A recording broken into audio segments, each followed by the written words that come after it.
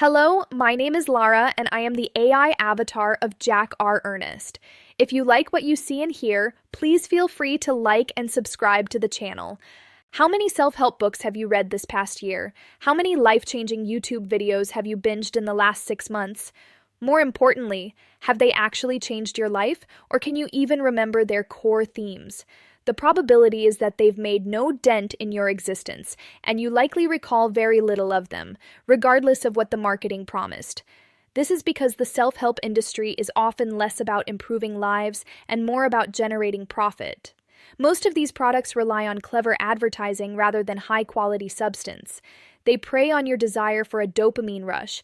Reading a bestseller that takes the world by storm feels as exhilarating as your football team winning or watching a blockbuster movie.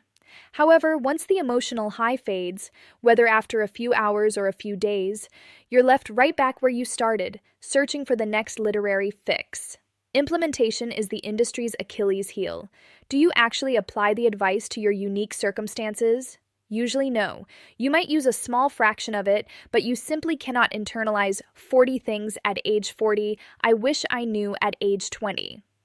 Like opium, these lists sedate you with a sense of progress, but you can realistically only apply 2 or 3 points to your daily life. Authors use specific tactics to hook you. 1. They often use hyperbolic language. They use life or death phrasing. This is ruining your life. Or, this will destroy you. To manufacture urgency. 2. They use calculated arrogance. To sell books, they must be pretentious. They claim to know exactly where you are erring and offer a one-size-fits-all solution wrapped in sophisticated grammar. If they were humble enough to admit their advice might not work for everyone, sales would plummet. Finally, they focus on the negative.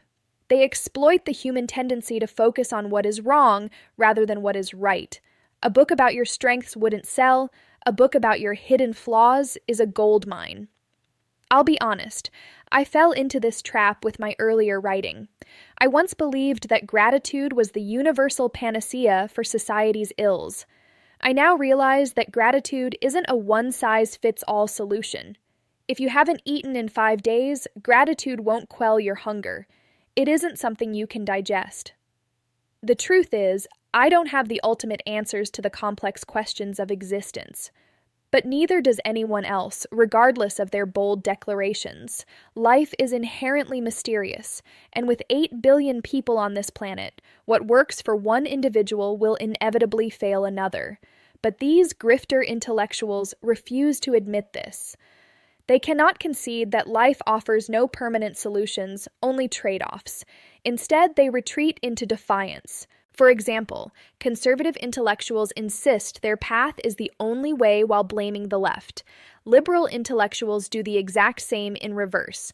Both ignore the reality that there is no definitive, universal answer to what life demands of us. So, what is the alternative? First, you must break the cycle of consuming endless self-help books and videos. Recognize the pattern for what it is. You are acting like an addict, and your narcotic of choice is expert advice. Instead of binging content, choose a single book or video and commit to applying just 2 or 3 core principles. Beyond that, you must accept a hard truth.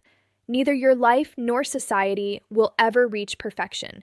You have to take the bad with the good and build from there. Ultimately, the best any of us can do is play the hand we've been dealt to the best of our abilities. As always, you can read more in my books available on Amazon. Until next time.